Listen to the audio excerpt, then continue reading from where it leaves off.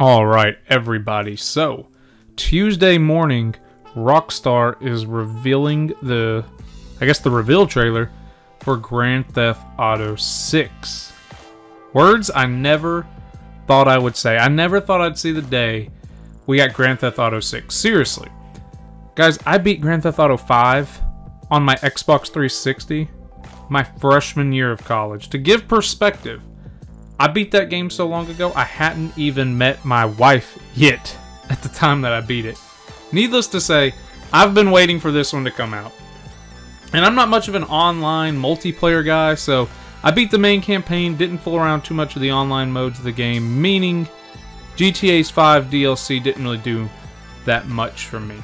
So with that in mind, I have been waiting for Grand Theft Auto 6 for 10 years. I mean, by the time the game actually comes out, it'll probably be 11 years that I've been waiting for it. So, meaning I think it's safe to say that Grand Theft Auto 6 is one of my, if not many others, most anticipated games of all time. So to honor Grand Theft Auto 6, here's 6 burning questions I have going into the reveal trailer. And before we get started, guys, if you like discussions and video game news and things of that nature, don't forget to subscribe and give us a thumbs up, guys, and leave a comment down below. But let's get into our list. Number 1, will Rockstar keep an emphasis on story mode? This may sound like a weird question, but how many people actually play these games for the single-player story mode experience? Prior to GTA 5, I feel like the notion was no one actually beat the campaign. They would just treat the game like the ultimate sandbox world that it is. If you advanced into the story, it was just to unlock more weapons or parts of the map. Then when 5 came around, people flocked to the multiplayer. Yet I played through and beat 4 and 5. I loved both campaigns. GTA 5 was groundbreaking in my opinion with how you could switch between 3 characters so seamlessly too. My mind started racing for a decade on what they could come up with to try to top the 3-player character dynamic of GTA 5's single-player experience. Question number 2, a good follow-up, is will we have the return of character swapping? So with everything I just said, will Rockstar make a triumphant return to its signature 3-character story mode? Or will the story mode be done as a more traditional 1 main character story? To me, a single main character is not a deal breaker, though I do wonder if they'll try to push the boundaries and say do 6 characters or something wild. I'm sure there's a sweet spot to the number of characters that they would want you actively juggling between. Either way, I'm interested to see what they come up with. What I think would be a cool story for Grand Theft Auto to tell, especially in something like a Vice City setting, is playing as like a dirty cop or as, basically playing both sides. Maybe you're a gangster who's infiltrating the police force, or you're a policeman infiltrating a gang. I think that would be really cool. Maybe even like do The Departed, where one character is the police officer infiltrating the gang, and one is a gang member infiltrating the police force. I think that would be a cool character swapping, The 2 characters don't know about each other. I think that could be cool. But, we'll see what they come up with as far as the story goes. Alright, number 3 is, where will the game be located? You guys know Grand Theft Auto, then location, location, location. It matters. They do such a good job of bringing these cities to life. And I always say that one of the elements that makes Grand Theft Auto maybe the best open world game is the environment. They really capture what it means to be in these very popular, iconic cities. So I really expect nothing less going into number 6. When I saw the teaser image, I assumed the location would be Vice City or back to Los Santos. Honestly, I was really hoping for a new location. However, considering I got my start in Vice City, I would love to see an overhaul version of Vice City running on the latest hardware. So, if we aren't going to get a new location, I'm fine with revisiting Vice City.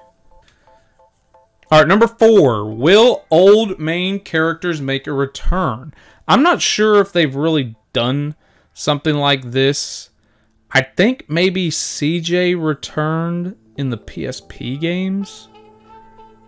But I don't know how often they brought back old characters. So, this is something I feel would give this game that break the internet levels of excitement. Really give this trailer a nice oomph. For example, will Tommy Vercetti be featured in Grand Theft Auto 6, the original protagonist from Vice City? Vice City was set sometime in the 80s, so that calls another question.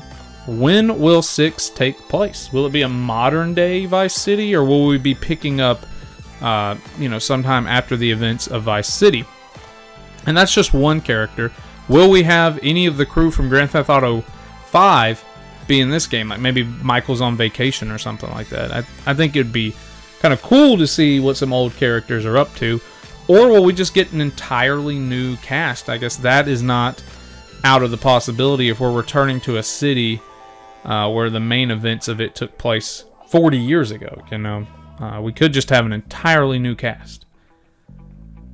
So number 5 is, will we get a Nintendo Switch version? Nintendo has long had a brand to uphold, a very family-friendly, not necessarily childish, but nothing too crossing the line. But lately we've seen Resident Evil on here. We've seen The Witcher on here. So it's not like the Switch doesn't have any M-rated games. But Grand Theft Auto tends to be the furthest thing away from what Nintendo's trying to represent with their brand. Still, the Switch finally did get a Grand Theft Auto game in the form of the Grand Theft Auto trilogy, and if my memory serves, that was the first time Grand Theft Auto outside of the DS, oddly enough, has been on a Nintendo console. Pretty wild thought. And if I'm remembering right, the Grand Theft Auto trilogy was not well received, so that's tough because I can't remember if it wasn't well received because of the Switch or if all versions were just considered bad. So I'm very excited to see if Rockstar and Nintendo will strike up a good working relationship and get the newest Grand Theft Auto on the latest Nintendo console. And number 6 is, will this be the best game ever? And that seems like a hyperbolic question. Maybe. However, I think any generation of gamer over the last 20 years probably has a Grand Theft Auto game somewhere in their top 10. I know Grand Theft Auto 4, for me, was my favorite game for a long time. And I assume Grand Theft Auto 6 will carry on the trend of being an industry standard for Rockstar. I think this will be their next juggernaut home run. And I think it's safe to say the hype following Tuesday morning is going to be insane. So those are my 6 burning questions. I'll be, have my eyes glued to that reveal trailer. I think it's going to be awesome. I think the only way that it's not is if it's like an MMO online only experience, or if they drop subtle hints that it's going to be very DLC heavy or microtransaction kind of loot cratey. I think that could kind of kill the hype if it just becomes an industry trend kind of thing, like, oh, we're gonna make cash grabs, so I think as long as they avoid that and they just focus on the gameplay and the characters and the story and the world, that this is going to be one of the most hyped game ever. I mean, we've been waiting 10 years for this, so I think it's gonna be awesome. But this segues us into what I'd like to remind you guys. We just put out a video, very funny timing, over 5 games that did open world perfectly. And of course we had to talk about Grand Theft Auto. So if you love your open world sandbox games, check that video out and let us know what are some other games you think did the open world perfectly. So thank you guys for watching. Let us know below how hyped you are for this game.